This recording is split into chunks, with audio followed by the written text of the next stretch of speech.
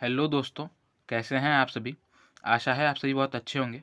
तो आज अपने इस लास्ट 90 डेज़ क्रैश कोर्स में हम पढ़ने वाले हैं बेंडिंग स्ट्रेस को, जो कि एक बहुत ही इंपॉर्टेंट चैप्टर है स्ट्रेंथ ऑफ मटेरियल्स का, यानी कि सोम का। और अगर मैं बात करूँ अपने इस क्रैश कोर्स के बारे में, तो ये जो हमारा लास्ट 90 डेज़ क्रैश कोर्स है, वो टारगेटेड है एसएससी जेईई 2024 के लिए। और अगर आप इसके अलावा मतलब एसएससी जेईई 2024 के अलावा किसी अदर स्टेट जेईई एग्जाम्स की भी प्रिपरेशन कर रहे हैं, तो उसके लिए भी हमारा ये जो क्रैश कोर्स है वो काफ़ी इफेक्टिव होने वाला है, काफ़ी फ्रूटफुल होने वाला है। तो आप मेक श्योर करें कि आप चैनल को सब्सक्राइब करें, जिससे कि आप भी हमारे इस क्रैश कोर्स से जुड़ सकते हैं और अपने प्रिपरेशन को और बेहतर बना सकते हैं। तो अगर हम बात करते हैं फ़िलहाल की, तो अभी हम जो है सोम यानी कि स्ट्रेंथ ऑफ मटेरियल और सीटी यानी कि कंक्रीट टेक्नोलॉजी, इन दोनों ही सब्जेक्ट्स को जो है पैरेलली ही कंप्लीट कर रहे हैं। और अगर बात करूँ इससे पहले, तो इससे पहले हम बीएमसी, आरसीसी और ट्रांसपोर्टेशन इंजीनियरिंग, इन 3 सब्जेक्ट्स को हम कंप्लीट कर चुके हैं और फिलहाल ये कर रहे हैं, तो ये भी जल्द ही कंप्लीट हो जाएगा। और अभी अगर बात करें तो आज हम पढ़ने वाले हैं फ्लेक्सुरल स्ट्रेस को, ठीक है। फ्लेक्सुरल स्ट्रेस या फिर बेंडिंग स्ट्रेस के बारे में। और इसके साथ साथ हम इस वीडियो में शियर स्ट्रेस के बारे में भी पढ़ेंगे, ठीक है। तो वीडियो काफ़ी इंपॉर्टेंट होने वाला है, काफ़ी इन्फॉर्मेटिव होने वाला है आपके लिए।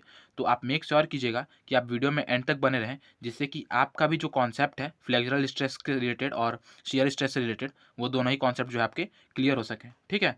तो चलिए वीडियो को शुरू करते हैं और पढ़ाई चालू करते हैं। तो सबसे पहले हम जानते हैं, मैं सबसे पहले आपको बता दूं कि फ्लेक्सर क्या होता है। तो फ्लेक्सर मतलब होता है कि अगर आपका कोई बीम है, या फिर कोई क्या बोलते हैं मेंबर है, उस पर अगर आप लोड लगा रहे हैं, तो जो उसमें ऐसे डिफ्लेक्शन आता है ना, मतलब कि अगर उसमें हैगिंग या हॉगिंग या फिर सैगिंग होता है, ठीक है।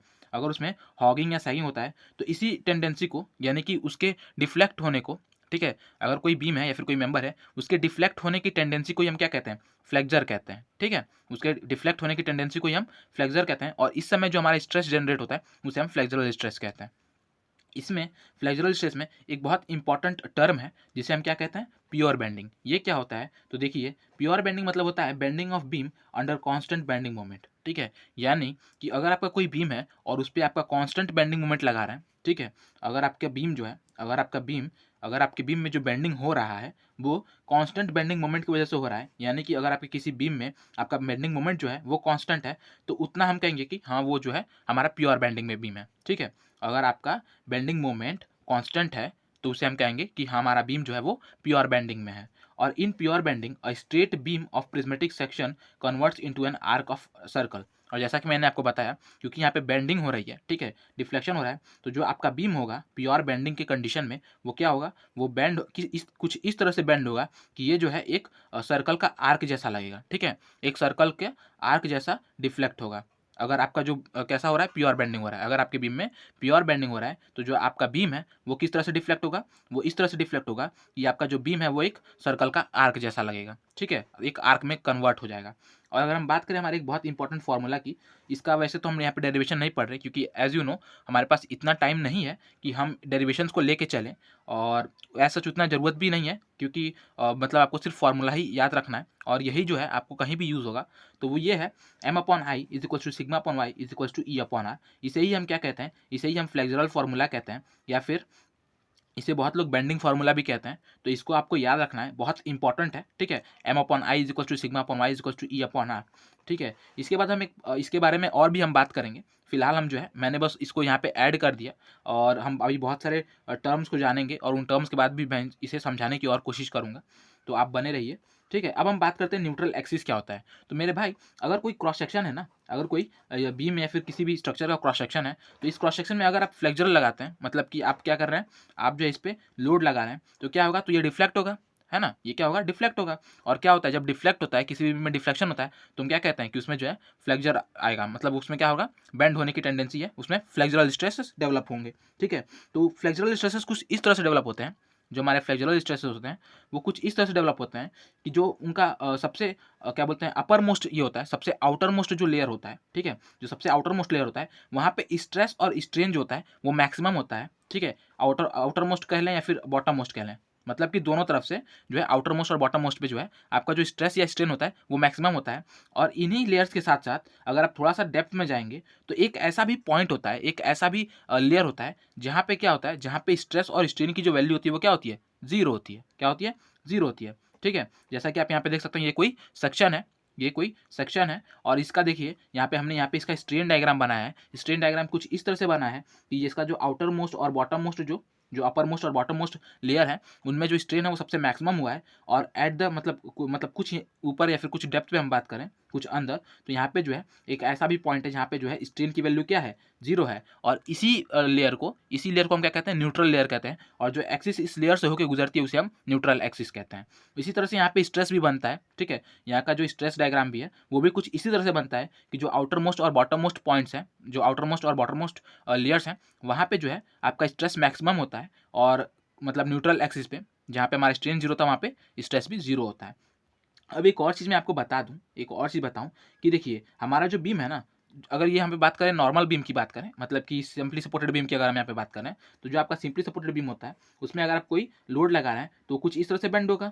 क्या होगा, इसमें सैगिंग होगा, ठीक है। तो सैगिंग वाले कंडीशन में, कहीं भी सैगिंग वाले कंडीशन में, ठीक है, अगर आप फ्लेक्सुरल स्ट्रेसेस की बात करेंगे तो आपका स्ट्रेस कुछ इस तरह से जनरेट होगा कि ऊपर जो है यानी कि न्यूट्रल एक्सिस के ऊपर जो है आपका कौन सा जोन बनेगा, कॉम्प्रेसिव जोन बनेगा। यानी कि इतने दूर पे मतलब न्यूट्रल एक्सिस के ऊपर जो है आपका कॉम्प्रेसिव स्ट्रेस होगा।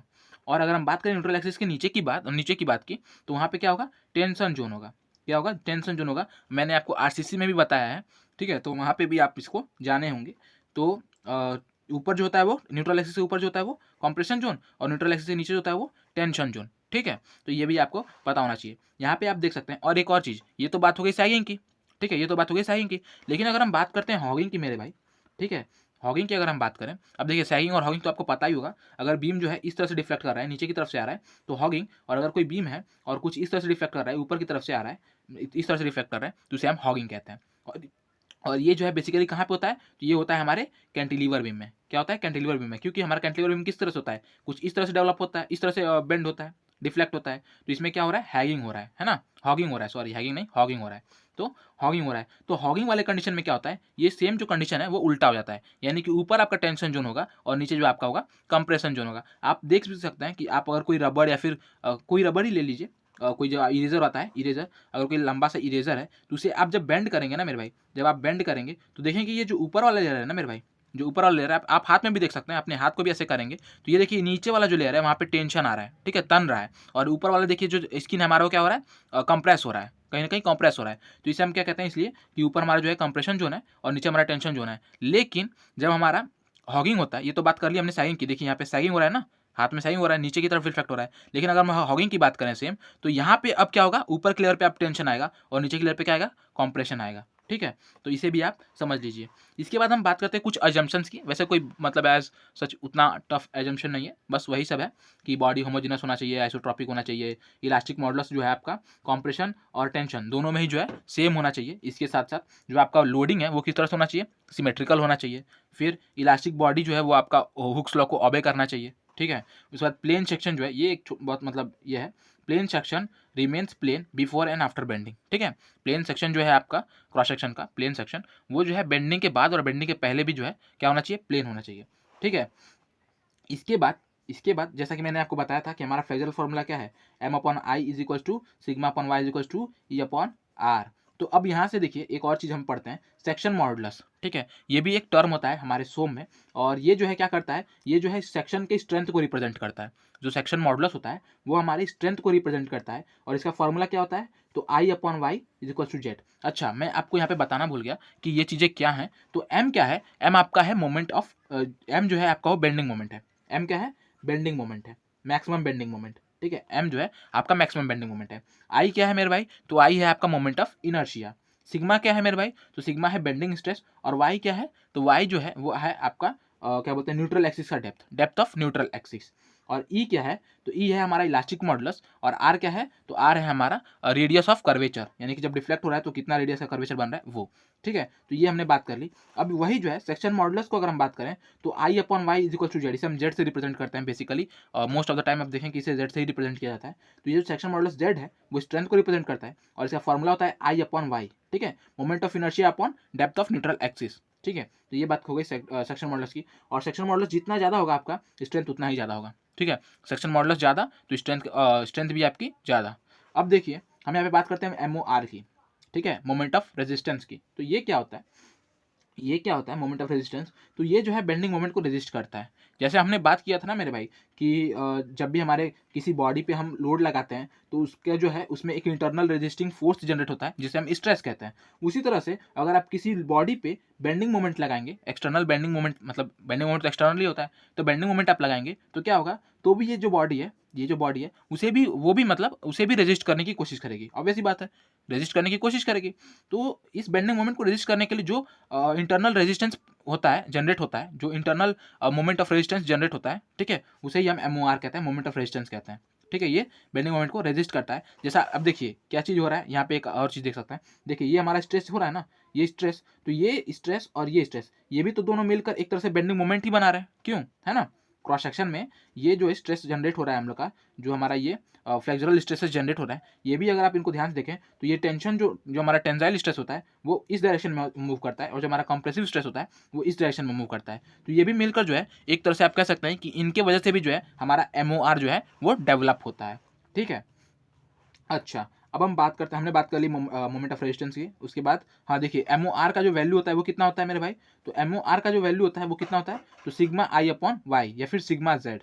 ठीक है, ये भी वैल्यू हम एम अपॉन आई से निकाल सकते हैं। देखिए M upon I equal to sigma upon Y equal to upon R है। एम हमारा बेंडिंग मोमेंट है, फिर कह सकते हैं आपकी मोमेंट ऑफ रेजिस्टेंस है, एम ही जो है हम लोग का मोमेंट ऑफ रेजिस्टेंस है। तो हम क्या करेंगे, एम को यहीं पर रहने देंगे और आई को यहाँ पे भेज देंगे, तो हमारा सिग्मा आई अपॉन वाई बन जाएगा, और आई अपॉन वाई हमारा क्या है, जेड है, तो सिग्मा इंटू जेड हो जाएगा। ठीक है, तो ऐसा बहुत ये नहीं है, बहुत टफ नहीं है, बहुत रॉकेट साइंस नहीं है यार, सब कुछ आसान है, बस हमें समझने की थोड़ी सी ये है।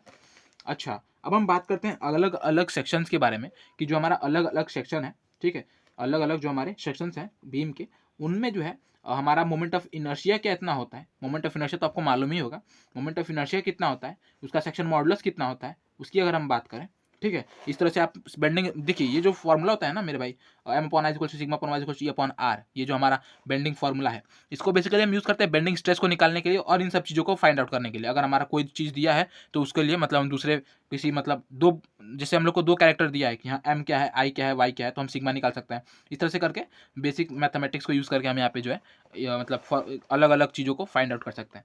यहाँ पे हम बात करने वाले हैं अलग अलग सेक्शंस की, कि जो हमारा अलग अलग सेक्शन है, जैसे रेक्टेंगुलर सेक्शन हो गया या फिर सर्कुलर सेक्शन हो गया, तो इन सेक्शन का मोमेंट ऑफ इनर्शिया कितना होता है और इनका सेक्शन ऑफ मॉडुलस कितना होता है। ठीक है, क्योंकि ये पॉइंट मतलब डायरेक्टली पूछ लिया जाता है एग्जाम्स में कि बताओ कितना होता है, तो उसके लिए ये कोई एक रेक्टेंगुलर सेक्शन है। ठीक है, ये कोई एक रेक्टेंगुलर सेक्शन है जिसका अगर आप बात करें कि मोमेंट ऑफ इनर्शिया कितना होता है, तो ये जो एक्स एक्सिस के अलॉन्ग, ठीक है, एक्स एक्सिस के अलॉन्ग जो आपका मोमेंट ऑफ इनर्शिया होगा आई एक्स एक्स, वो कितना होगा, बी डी क्यूब अपॉन 12। और अगर हम बात करें आई वाई वाई की, ठीक है, यानी वाई एक्सिस के अलॉन्ग अगर हम बात करें, तो जो हमारा क्या होगा बेंडिंग मोमेंट होगा वो कितना होगा, सॉरी मोमेंट ऑफ इनर्शिया कितना होगा, डी बी क्यूब अपॉन 12। देखिए एक चीज़ मैं आपको याद करने में आसानी होगी, एक्स एक्स पूछ रहा है ना मेरे भाई, एक्स एक्स पूछ रहा है तो एक्स एक्सिस में कौन सा है, बी है, तो बी डी क्यूब, बी जिस एक्सिस में पूछ रहा है उसका सिर्फ एक होगा, और उसका जो लेटरल वाला है उसमें 3 होगा। मतलब क्या, मतलब कि एक्स एक्सिस है तो एक्स एक्सिस में सिर्फ बी है तो एक बार बी लिखेंगे, और उसका लेटरल अपोजिट जो है, लेटरल वाला जो डायरेक्शन है जो कि डी है, वो कितना बार होगा, 3 बार होगा, तो बी डी क्यूब अपॉन 12। ठीक है, इसी तरह से आप देख सकते हैं कि वाई वाई वाला बात करें, वाई वाई में तो वाई में कौन सा है, डी है, तो डी एक बार, और फिर अपोजिट वाला कौन सा है, बी है, तो डी बी क्यूब अपॉन 12। तो इस तरह से आप याद रख सकते हैं। अगर हम बात करें सेक्शन मॉडुलस की, तो आप आराम से आई अपॉन वाई करेंगे तो आपका निकल जाएगा बी डी स्क्वायर अपॉन 6। ठीक है, अब हम बात करते हैं सर्कुलर सेक्शन की। ठीक है, सर्कुलर सेक्शन की अगर हम बात करें मेरे भाई, तो सर्कुलर सेक्शन में क्या हो रहा है, देखिए ये कोई सर्कुलर सेक्शन है, इसका डायमीटर डी है, ठीक है, और ये इसका न्यूट्रल एक्सिस है। और अगर हम इसका आई एक्स निकालने चाहें, तो ये जो क्योंकि क्या बोलते हैं सर्कुलर सेक्शन है, और ये दोनों ही साइड से मतलब कि हर साइड से जो है आपका सिमेट्रिकल है शेप, तो आई एक्स और आई वाई क्या होता है, आई एक्स और आई वाई वाई जो है दोनों ही बराबर होते हैं, और कितना होते हैं, तो पाई डी पे पावर 4 अपॉन 64, कितने होते हैं, पाई डी पे पावर 4 अपॉन 64 जो है हमारा ये वैल्यू होता है मोमेंट ऑफ इनर्शिया का सर्कुलर सेक्शन में, आई एक्स में बात करें या फिर आई वाई वाई में बात करें। इसके बाद हम बात करते हैं सेक्शन मॉडुलस की, तो जो हमारा सेक्शन मॉडुलस होता है वो कितना होता है, पाई डी क्यूब अपॉन 32। क्या कर रहे हैं, तो आई अपॉन वाई कर दिया चुपचाप, ठीक है, आई अपॉन वाई कर दिया, यानी कि पाई डी पे पावर 4 अपॉन जो 64 था उसे हमने क्या किया, उसे हमने डी बाई 2 से डिवाइड कर दिया, तो हमें मिल जाएगा पाई डी क्यूब अपॉन 32। ठीक है, इसके बाद हम बात करते हैं, हमारे होलो सर्कल की, होलो सर्कुलर सेक्शन की। ठीक है, ये कोई हॉलो सर्कुलर सेक्शन है, इसकी बात करें तो इसमें जो आपका आई एक्स मिलेगा ना मेरे भाई, इसमें जो भी आपका मतलब मोमेंट ऑफ इनर्शिया मिलेगा वो कितना मिलेगा, तो पाई डी पे पावर 4 और माइनस स्मॉल डी पे पावर 4 अपॉन 64। हमने यहाँ पे कुछ नहीं किया, ये जो आउटर डाया है वो, और ये माइनस इंटरनल डाया, ये आउटर डाया कितना है, मान लीजिए आपका आउटर डाया कितना है, कैपिटल डी है, और इंटरनल डाया कितना है, स्मॉल डी है, ठीक है, स्मॉल डी है। तो ये कितना होगा, इसका मोमेंट ऑफ इनर्शिया वो इतना होगा। बेसिकली इसी फॉर्मेट में है, बस हमने डी को जो है, ये जितना एरिया इसमें गायब है, हॉलो है, तो ये जितना एरिया गायब है उसको हमने खत्म कर दिया, हटा दिया। तो इसके लिए हमने क्या किया, पाई डी पे पावर 4 माइनस स्मॉल डी पे पावर 4 अपॉन 64, ठीक है। अब हम बात करते हैं ट्राइंगुलर सेक्शन की। किस सेक्शन की, ट्राइंगुलर सेक्शन की। अच्छा, तो ट्राइंगुलर सेक्शन की अगर हम बात करें तो इसके लिए जो हमारा आई एक्स होता है, इसके लिए जो हमारा आई एक्स होता है वो कितना होता है, तो होता है बी डी क्यूब अपॉन 36। कितना होता है, बी डी क्यूब अपॉन 36, ठीक है। इसमें बी डी क्यूब अपॉन 36 होता है। और अगर हम बात करें जेड की, अब अगर हम बात करें जेड की यानी सेक्शन मॉडुलस की, तो कितना होगा, तो बी डी क्यूब अपॉन 24, कुछ नहीं किया, आई अपॉन वाई कर दिया, ठीक है। तो इससे हमें ये मिल जाएगा। अच्छा, अब हम बात करते हैं क्या, एक कुछ पॉइंट्स की। तो देखिए, जो आपका रोल स्टील आई सेक्शन होता है ना, जो आपका आई सेक्शन होता है स्टील का, वो सबसे मोस्ट एफिशिएंट और इकोनॉमिकल सेक्शन होता है किसी भी बीम का, क्योंकि उसकी जो लैटरल स्टेबिलिटी होती है वो हायर होती है, मतलब सबसे अच्छी होती है, लैटरल स्टेबिलिटी सबसे अच्छी होती है, वो इकोनॉमिकल पड़ता है और एफिशिएंट भी पड़ता है। ऐसा इसलिए क्योंकि आई सेक्शन है मेरे भाई, देखो ये जो आई सेक्शन है ना, वो उतना ही काम करेगा जितना कि ये रेक्टेंगुलर सेक्शन काम करेगा, ठीक है। देखिए, अगर ये कोई रेक्टेंगुलर सेक्शन है, ये रेक्टेंगुलर का सेक्शन है, इससे आप मान लीजिए एक्स काम निकलवा रहे हैं, मतलब एक्स का स्ट्रेंथ ले रहे हैं, तो वाई सेक्शन जो अगर इसमें आप बनाएंगे ना, तो वाई सेक्शन कुछ इतना ही बनेगा, इतना ही एरिया लग रहा है, ये तो निकाल देंगे आप काट के, तो ये एरिया, ये जो चीज़ें मटेरियल है वो भी बच गया और आपका काम इतना ही मिलेगा। तो इसलिए जो है आई सेक्शन ज़्यादा क्या बोलते हैं, इफेक्टिव होता है और इसकी स्टेबिलिटी भी बहुत बढ़िया होती है, ठीक है। अब हम बात करते हैं अगले पॉइंट की। तो bending flexure is registered bye flange while shear is registered bye web. और अगर हम बात करें इस आई सेक्शन की, तो ये जो हमारा फ्लेंज है, ये जो हमारा फ्लेंज है, देखिए हॉरिजॉन्टल मेंबर जो है उसे हम हॉरिजॉन्टल कंपोनेंट इसे हम फ्लेंज कहते हैं, और जो हमारा वर्टिकल कंपोनेंट इसे हम वेब कहते हैं। तो जो हमारा फ्लेंज है ना, वो क्या करता है, वो बेंडिंग को झेलता है, और जो हमारा वेब है ना, वो हमारा शियर को झेलता है आई सेक्शन में, ठीक है। तो इसलिए अच्छा, अब हम बात करते हैं रेडियस ऑफ गायरेशन की, ठीक है। अब हम बात करने वाले हैं रेडियस ऑफ गायरेशन की। तो रेडियस ऑफ गायरेशन क्या होता है, तो it is a distance at which entire area must be keeped as a strip in such a way that it will give same amount of MOI as that of original area. ये सब मतलब English है, ठीक है। हिंदी में हम बात करें अगर अपने भाषा में थोड़ा सा, तो क्या होता है कि आपने जाना होगा कि क्या कहते हैं, आपने मोमेंट ऑफ इनर्शिया का फॉर्मूला जाना होगा, ठीक है। मोमेंट ऑफ इनर्शिया आप जानते होंगे। तो मोमेंट ऑफ इनर्शिया का फॉर्मूला क्या होता है, ऑब्वियसली बात है, I is equal to A R square होता है ना, आपने मतलब बेसिक है, आपने सबने पढ़ा होगा।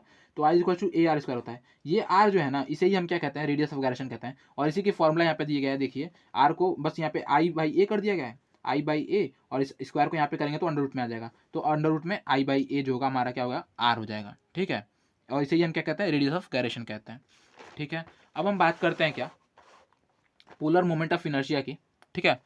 पोलर मोमेंट ऑफ इनर्शिया की, तो ये भी पूछा, मतलब काफ़ी अच्छे से पूछा आता है, बहुत बार होता है, दोस्तों को मालूम नहीं होता, चीज़ बहुत छोटी है बट दोस्तों को नहीं मालूम होता, तो उनसे जो है छूट जाता है, ठीक है, क्वेश्चन छूट जाता है जहाँ पे पूछता है कि पोलर मोमेंट ऑफ इनर्शिया क्या होगा, ठीक है। तो ये क्वेश्चन छूट जाता है मेरे उन दोस्तों को जिनको बस ये चीज़ मालूम नहीं होती कि बहुत आसान चीज़ है क्या। तो पोलर मोमेंट ऑफ इनर्शिया होता है क्या है मेरे भाई, तो पोलर मोमेंट ऑफ इनर्शिया होता है moment of inertia about Z axis. क्या होता है, moment of inertia about Z axis, और इसका वैल्यू जो होता है वो होता है I Z is equal to I X X plus I Y Y, और इसे ही हम क्या कहते हैं, परपेंडिकुलर एक्सिस थ्योरम भी कहते हैं हमारा। हम मोमेंट ऑफ इनर्शिया चैप्टर जो है आपने पढ़ा होगा, उसमें आपने दो थ्योरम्स पढ़े होंगे, एक होता है परपेंडिकुलर एक्सिस थ्योरम और एक होता है पैरेलल एक्सिस थ्योरम, ठीक है।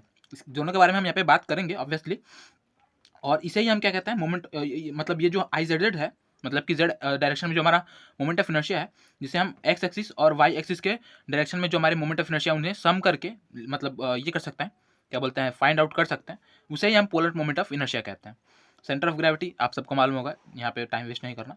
पैरेलल एक्सिस थ्योरम क्या होता है, तो ऑब्वियसली आपको मालूम होगा आई ए बी, यानी कि अगर कोई पैरेलल एक्सिस है, अगर कोई आपका पैरेलल एक्सिस है, मतलब कहने का मतलब यह है कि अगर कोई एक्सिस है जो कि आपका जो है एक्स एक्सिस के पैरेलल है, ठीक है, एक्स एक्सिस से पैरेलल है, तो अगर बेसिकली इसका मैं ये कहूँ, पूरा डेफिनेशन बढ़िया से बताना चाहूँ, तो देखिए, अगर कोई मतलब अगर आपकी किसी भी बॉडी के, अगर कोई बॉडी है, उस बॉडी के सेंटर ऑफ ग्रेविटी से कोई एक्सिस जा रही है, ठीक है, अगर उस बॉडी के सेंटर ऑफ ग्रेविटी से कोई एक्सिस जा रही है और उसी एक्सिस के पैरेलल कोई एक और एक्सिस है, तो हमारा जो ये दूसरा एक्सिस है ए बी, अगर हम कहें इसको, तो इस एक्सिस के अबाउट जो मोमेंट ऑफ इनर्शिया होगा इस बॉडी का, वो कितना होगा, तो वो इस मतलब सेंटर ऑफ ग्रेविटी से जाने वाले एक्सिस के मोमेंट ऑफ इनर्शिया, ठीक है, प्लस क्या होगा, ए आर स्क्वायर मतलब प्लस जो है ये जो बॉडी है उसका एरिया और इसके बीच में जितनी दूरी है, ए वाई स्क्वायर कर दीजिए, इसके बीच में जितनी दूरी है उसके स्क्वायर के मतलब मल्टीप्लिकेशन के बराबर होगा। तो यहाँ पे आप देख सकते हैं आई ए बी जो है हमारा, ठीक है, डेफिनेशन बहुत सुनने में ये लग रहा होगा, उल्टा पुल्टा लग रहा होगा, क्योंकि जब मैंने पढ़ा था तो मुझे भी लगा था। तो ये देखिए क्या होता है, अगर हम बात करें सिंपल सा है, आई ए बी की अगर हम बात करें तो ये कितना होगा, I A B is equal to I X X plus A Y square, ठीक है। वाई क्या हमारा इन एक्सिस के बीच में परपेंडिकुलर डिस्टेंस है, ठीक है। तो ये होगा हमारा parallel axis theorem. I hope आपको चीज़ें समझ में आ रही होंगी। अगर कोई भी डाउट है ना मेरे भाई, तो आप क्या करिएगा, आप कमेंट कर दीजिएगा, जिससे कि अगले वीडियो में जो है मैं उसे क्लियर आउट कर दूंगा। और रहेगी बात अगर पीडीएफ और नोट्स की, तो मुझे मालूम है मेरे भाई कि मैं मतलब काफ़ी दिन हो गए, 2-3 दिन मतलब, हाँ काफ़ी दिन हो गए, तो काफ़ी दिनों से जो है मैंने पीडीएफ और नोट्स नहीं डाले, तो मैं डाल दूंगा, आज ही मैं डाल दूंगा। क्या कर सकते हैं दोस्त, जो मतलब अब क्योंकि मेरी खुद की भी पढ़ाई होती है, आपको भी करना होता है, फिर घर के भी कुछ छोटे मोटे जिम्मेदारियां हैं तो वो भी हैं, तो मतलब टाइम बहुत झोल है ज़िंदगी में, तो इसलिए जो है कहीं ना कहीं मैं लैग कर जाता हूँ। बट मैं अपनी तरफ से पूरी एफर्ट मार रहा हूँ, और क्या बोलते हैं, आज में मिल जाएगा आपको जो भी पीडीएफ और नोट्स हैं। और अगर अभी तक आप टेलीग्राम चैनल से नहीं जुड़े हैं, तो आप हमारे टेलीग्राम चैनल से जुड़ सकते हैं, जिसका डिस्क्रिप्शन जो है जिसका लिंक जो है डिस्क्रिप्शन में दे रखा है। और इसके साथ साथ आप जो है व्हाट्सएप ग्रुप से भी जुड़ जाइएगा, जिससे कि आपका और मेरा जो इंटरेक्शन है वो और बेहतर हो सके, ठीक है। तो इतना ही बात था हमारे मतलब इसमें बेंडिंग स्ट्रेस में, ठीक है। बेंडिंग स्ट्रेस में हम इतना ही बात पढ़ने वाले हैं, इतना ही इंपॉर्टेंट है, इतना आपने पढ़ लिया, मोर देन एनफ। चीज़ों को आप याद रखिए मेरे भाई। देखो, ये जरूरी नहीं कि आप जो है इतना कंटेंट पढ़ लें, ठीक है, जरूरी नहीं कि आप जो है इतना कंटेंट पढ़ लें, जरूरी ये भी है कि आप इतने कंटेंट को संभाल पा रहे हैं, कैरी कर पा रहे हैं कि नहीं। तो आप एकदम मतलब कहते हैं ना कि बाल्टी भर पढ़े हैं तो बाल्टी भर पढ़े हैं तो बाल्टी भर को कैरी करके ले चलना है आपको, ठीक है, तभी आप एग्जाम में बेहतर परफॉर्म कर पाएंगे। अब पढ़ा आपने पूरा समंदर है और कैरी आप कर नहीं पा रहे हैं, तो कहीं ना कहीं वो आपको खुद ही मतलब ये हो जाएगा आपके लिए, वो जो ज़्यादा अगर आप पढ़ें, ज़्यादा सोर्सेज से पढ़ेंगे, अगर ज़्यादा चीज़ें पढ़ेंगे और कैरी नहीं कर पाएंगे, तो वो आपके लिए कन्फ्यूजन डेवलप कर देगा कि अरे यार इसका फॉर्मूला यही था कि यहाँ पे स्क्वायर था कि यहाँ पे क्यूब था, वो वाले फॉर्मूला में तो शायद क्यूब था, ऐसे करके आपको कन्फ्यूजन हो जाएगा। लेकिन अगर आप शॉर्ट अमाउंट ऑफ लेंगे, शॉर्ट अमाउंट ऑफ क्या बोलते हैं स्टडी करेंगे, लेकिन उसको कैरी करके चलेंगे, तो वो जो है आपके लिए ज़्यादा इफेक्टिव चलेगा। मेरा पर्सनली ये है, क्या बोलते हैं, एक्सपीरियंस है। इसके बाद हम पढ़ते हैं शियर स्ट्रेस को, कि शियर स्ट्रेस हमारा क्या होता है, ठीक है। तो देखिए शियर स्ट्रेस क्या होता है, it acts parallel to the cross section of the material. जो हमारा क्रॉस सेक्शन है, ठीक है, ये जो हमारा क्रॉस सेक्शन है, यहाँ पे हम उस शियर स्ट्रेस की बात नहीं कर रहे हैं जो कि हमारा ये टेंजेंशियल लगता है, ये भी शियर स्ट्रेस है, बट यहाँ पे हम किस शियर स्ट्रेस की बात कर रहे हैं, यहाँ पे हमारा जो बीम पे जो शियर फोर्स लगता है ना, ट्रांसवर्स लोडिंग की वजह से, ट्रांसवर्स लोडिंग की वजह से जो हमारा शियर फोर्स लगता है, उसकी वजह से जो हमारा शियर स्ट्रेस जनरेट हो रहा है बीम में, बीम के क्रॉस सेक्शन में, उसकी बात कर रहे हैं यहाँ पे हम, ठीक है। तो अगर हम बात करें तो it's act parallel to the cross section of the material. Obviously अगर ये आपका बीम है, सॉरी यहाँ पे नहीं, ये आपका अगर कोई बीम है, इस पर आप लोड लगा रहे हैं, तो ऑब्वियसली ये जो आपका क्रॉस सेक्शन है, अगर इसको आप कट करेंगे यहाँ से, अगर आप यहाँ से कट करेंगे तो आपका ये क्रॉस सेक्शन कुछ ऐसे बनेगा। तो ये क्या कर रहा है, इस क्रॉस सेक्शन के क्या कर रहा है, पैरेलली लग रहा है, ठीक है, इस तरह से कुछ। तो इसकी बात हो गई इस पॉइंट की। अगला पॉइंट है variation of transverse shear stress is parabolic in nature. और ये जो होता है हमेशा नेचर में कैसा होता है, पैराबोलिक होता है। यहाँ पे आगे आगे हम अभी पढ़ेंगे तो आप देख ही लेंगे कि शियर स्ट्रेस जो होता है वो कैसा होता है, पैराबोलिक इन नेचर होता है। और अगर हम बात करें बेंडिंग स्ट्रेस की, तो वो कैसा होता है, बेंडिंग स्ट्रेस मतलब फ्लेक्सुरल स्ट्रेसेस की, तो वो कैसे होते हैं, तो वो लीनियर होते हैं, है ना, कैसे होते हैं, लीनियर होते हैं। चलिए अब देखिए एक और चीज़, जो आपका नॉर्मल स्ट्रेस होता है ना, वो बेंडिंग की वजह से ये होता है, अकर करता है, प्रोड्यूस होता है। लेकिन जो आपका शियर स्ट्रेस है वो शियर फोर्स की वजह से अकर करता है। और शियर स्ट्रेस का फॉर्मूला है क्या, टाउ बराबर F upon I B into A Y bar, ठीक है। टाउ बराबर tau is equal to F upon I B into A Y bar. यहाँ पे एफ क्या है, तो एफ आपका शियर फोर्स है, आई क्या है तो मोमेंट ऑफ इनर्शिया, बी क्या है तो विड्थ ऑफ क्रॉस सेक्शन, ए क्या है तो एरिया ऑफ क्रॉस सेक्शन, और वाई बार क्या है तो वो है आपका डिस्टेंस बिटवीन द क्या बोलते हैं न्यूट्रल एक्सिस, ठीक है। अभी देखिए ये तो फॉर्मूला आपको याद करना है, इस वैसे तो आपको ये याद रख लेना है, क्योंकि बेसिकली इससे फॉर्मूला ही पूछता है, और पूछ सकता है कि कौन सा जो जो हमारा शेयर स्ट्रेस है वो किससे किससे डिपेंड करता है। बट ऐसा उसका बहुत ज़्यादा एप्लीकेशन नहीं होता है। जो एप्लीकेशन वाली चीज़ें हैं याद रखना है आपको, ऑब्वियसली क्वेश्चंस आते हैं इससे भी, बट जो एप्लीकेशन वाला फॉर्मूला है ना, जो एप्लीकेशन वाला चीज़ें हैं जो आप न्यूमेरिकल्स में अप्लाई करेंगे, वो बेसिकली यहाँ से आते हैं, ठीक है। और जो इंपॉर्टेंट पॉइंट्स है वो भी यहीं पे आते हैं, और जो ये चीज़ें आई हैं ना वो यहीं से कहीं ना कहीं डेराइव होकर आई हैं, ठीक है। तो आपका बेस जो है वो यही फॉर्मूला है। उसके बाद जो है ये कुछ हमने जो है कुछ अलग अलग क्रॉस सेक्शंस के लिए कुछ अलग अलग अमाउंट्स की जो है चीज़ें को फाउंड आउट करके रखा है, जिससे कि हमें पढ़ने में और आगे जो है क्वेश्चन को सॉल्व करने में जो है सहूलियत होगी, ठीक है। तो पहले हम बात करते हैं रेक्टेंगुलर इसकी, रेक्टेंगुलर सेक्शन की। जो हमारा रेक्टेंगुलर सेक्शन होता है वो कैसे होता है, तो देखिए ये आपका कोई रेक्टेंगुलर सेक्शन है, इसका अगर हम बात करें शियर स्ट्रेस डायग्राम की, कैसे डायग्राम की, शियर स्ट्रेस डायग्राम की, इससे पहले हमने बात की तो वो कैसा डायग्राम था, स्ट्रेस डायग्राम था, ठीक है। ये हम शियर स्ट्रेस की बात करें तो शियर स्ट्रेस कैसा बनता है, हमेशा पैराबोलिक बनता है, ठीक है। तो देखिए कुछ इस तरह से बनेगा, ठीक है, पैराबोलिक डायरेक्शन में। और यहाँ पे अगर हम बात करें तो जो आपका टाउ मैक्स होगा ना, जो मैक्सिमम शियर स्ट्रेस होगा वो कितना होगा, तो होगा 3/2 इंटू टाउ एवरेज। जो आपका एवरेज टाउ है, मतलब एवरेज शियर स्ट्रेस है, उसके 1.5 गुना जो होगा आपका टाउ मैक्स यहाँ पे आपको देखने को मिलेगा। और टाउ एवरेज कितना होता है, तो V/BD। ये मैंने आपको बता रखा है कहाँ पे, RCC में मैंने इसे समझाया था आपको, और यहाँ पे भी आपको समझा रहा हूँ। तो अगर आपने पहले के, मेरे भाई मैं आपको अभी भी कह रहा हूँ और पहले भी कहता आया हूँ अपने वीडियोज़ में, अपने लेक्चर्स में, कि मेरे पुराने लेक्चर्स जो हैं, मतलब कि जो चीज़ें हमने कंप्लीट कर ली हैं, जो चीज़ें हमने पढ़ ली हैं, आप उसे ज़रूर से पढ़ते चलिए, क्योंकि उनमें जो है मैं जो चीज़ें बता दूंगा, ठीक है, आगे चल के वो कहीं ना कहीं आपको जरूर हेल्प आउट करेगी, आपको कोरिलेट करने में मदद करेगी, आगे के कॉन्सेप्ट्स को समझने में। तो आप उसे जरूर से कंप्लीट करिए, ताकि आगे चल के ना जब चीज़ें हम रिवीजन करें, आगे चल के जब नई चीज़ें हमें सीखनी हो, तो जल्दी जल्दी सीखने के लिए वो चीज़ें आपको हेल्प आउट करेंगी और आपको बर्डन नहीं बनने देंगी जो अदर कॉन्सेप्ट हैं उनको, ठीक है। तो ये चीज़ थी कि टाउ एवरेज बराबर V/BD हो गया, ठीक है। V क्या है, तो आपका शियर फोर्स है, BD आपको पता है क्रॉस सेक्शन का एरिया, ठीक है। तो टाउ एवरेज बराबर V/BD हो गया, और टाउ मैक्स कितना होता है, तो 3/2 इंटू टाउ एवरेज। अब एक और चीज़ जानिए कि ये जो पैराबोला बना है, ऑब्वियसली बात है ये पैराबोला बन रहा है, तो यहाँ पे आप जान रहे हैं कि बीच में जो है, यानी कि न्यूट्रल एक्सिस पे जो है, न्यूट्रल एक्सिस वाला जो प्लेन है वहाँ पे। अब एक और चीज़ जानिए कि ये जो बेंडिंग स्ट्रेस है, ठीक है, बेंडिंग फॉर्मूला जो है, यहाँ पे आपका बीच में क्या हो रहा है, सबसे कम स्ट्रेस आ रहा है, शियर स्ट्रेस क्या बोलते हैं, बेंडिंग स्ट्रेस कितना हो रहा है, 0 हो रहा है, और यहाँ पे बीच में ही सबसे मैक्सिमम मिल रहा है ना, अपोजिट हो जा रहा है। तो इसको भी आपको याद रखना है। अब देखिए क्या कि मैं क्या बता रहा था कि यहाँ पे जो है पैराबोलिक बन रहा है, तो पैराबोलिक बन रहा है तो जो आपका मैक्सिमम क्या बोलते हैं टाउ एवरेज, मतलब मैक्सिमम शियर स्ट्रेस कहाँ पे मिल रहा है, तो आपको मिल रहा है यहाँ पे NA पे, ठीक है, न्यूट्रल एक्सिस पे, ठीक है, न्यूट्रल एक्सिस पे।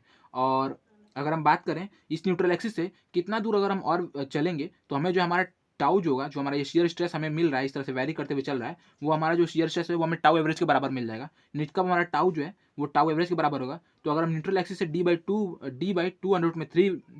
डिस्टेंस ट्रैवल करें, ठीक है, यानी कि इस न्यूट्रल एक्सिस से हम D/2 डिस्टेंस ऊपर जाएं या फिर नीचे जाएं, तो हमें क्या मिल जाएगा, हमें जो हमारा टाउ है, ये वाला जो वैल्यू है, वो टाउ एवरेज के बराबर मिल जाएगा, ठीक है। आई होप आप समझ पा रहे होंगे।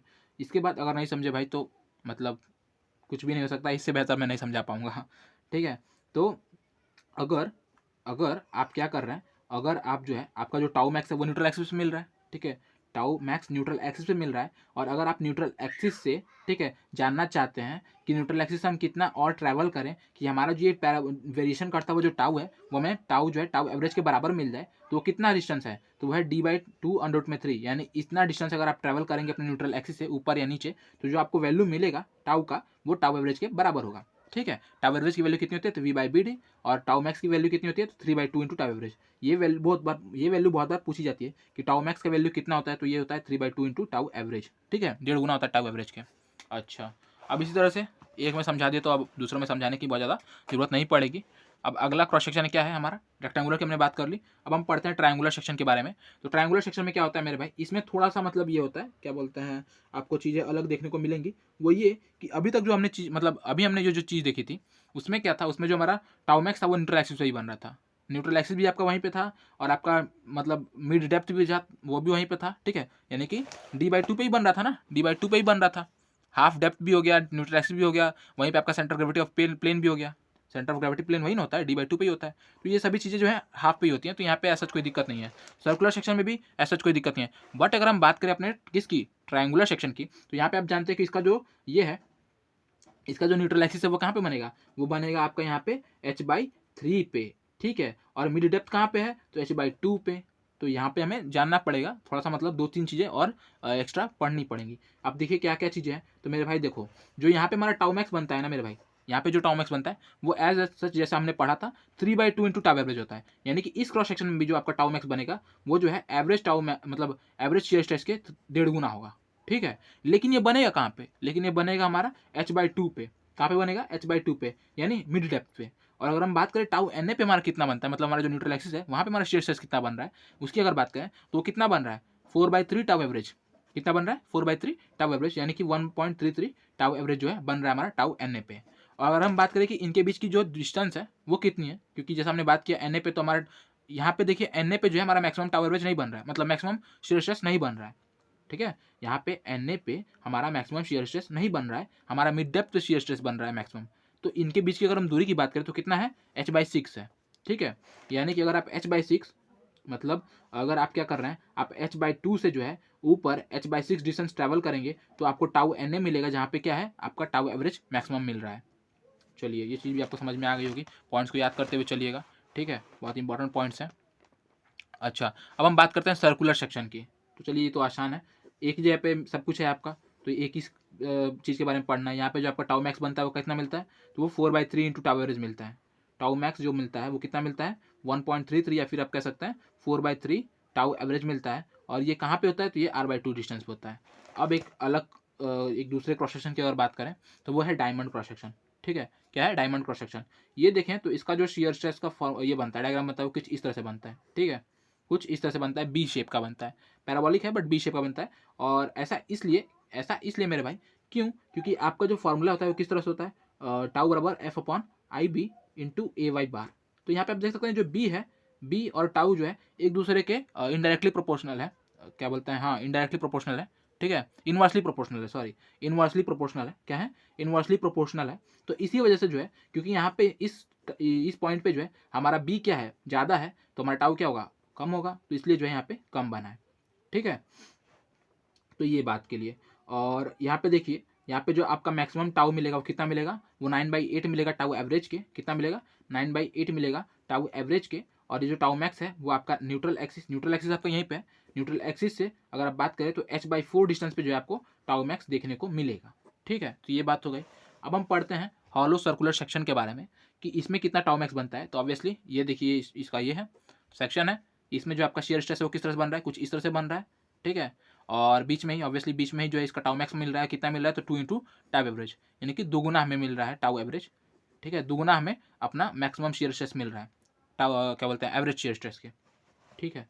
अब हम बात करते हैं शेयर सेंटर की। ये एक पॉइंट होता है, ठीक है, जैसे हम बोलते हैं ना सेंटर ऑफ ग्रेविटी है, तो जैसे सेंटर ऑफ ग्रेविटी से जो है हमारा टोटल ग्रेविटेशनल फोर्स जो है या फिर टोटल ग्रेविटेशनल लोड जो है उसे हम कहते हैं कि हाँ यहाँ पे जो है इसे हम फोकस कर सकते हैं, यहाँ पे हम मान सकते हैं कि हाँ यहीं पे जो है पूरा एक्ट कर रहा है, रिजल्टेंट ग्रेविटेशनल फोर्स एक्ट करता है। वैसे ही शेयर सेंटर वो पॉइंट है जहाँ पे हमारा जो शेयर फोर्स है, रिजल्टिंग शेयर फोर्स है, वो एक्ट करता है, ठीक है। It is the point through which the resulting shear force on the section passes, और इसे हम सेंटर ऑफ ट्विस्ट भी कहते हैं या फिर सेंटर ऑफ फ्लेक्सर भी कहते हैं। और इसकी अगर हम बात करें तो वेरिएशन ऑफ शेयर पर, और एक और पॉइंट है, इंपॉर्टेंट पॉइंट है ये पूछा भी गया है किसी ए वाले एग्जाम में, मैंने मतलब क्वेश्चन सॉल्व किया था तो मुझे मिला था क्या, कि वेरिएशन ऑफ शेयर पर unit length is known as shear flow, ठीक है। अगर आप बात कर रहे हैं शेयर स्ट्रेस की बात कर रहे हैं तो पर लेंथ में जो है, पर यूनिट लेंथ में जो है कितना वेरिएशन आपको देखने को मिल रहा है शेयर स्ट्रेस में, उसे हम क्या कहते हैं, शेयर फ्लो कहते हैं, ठीक है। और ये जो है हमेशा सिमेट्रिकल एक्सिस पे ही लाई करता है, it always lies on the axis of symmetry, ठीक है, always lies on the symmetrical axis, ठीक है। जैसे आप यहाँ पे देख सकते हैं तो सिमेट्रिकल एक्सिस पे ही आपका ये जो एक्सिस है वो सिमेट्रिकल है, तो यहाँ पे कहीं पे आपका शेयर सेंटर लाई करेगा। इसमें आप बात करें तो इस पे यहाँ पे कहीं बात करेगा, ठीक है। तो इस तरह से आप देख सकते हैं कि जो क्या बोलते हैं आपका ये है शेयर सेंटर है वो कहाँ पे लाई कर रहा है।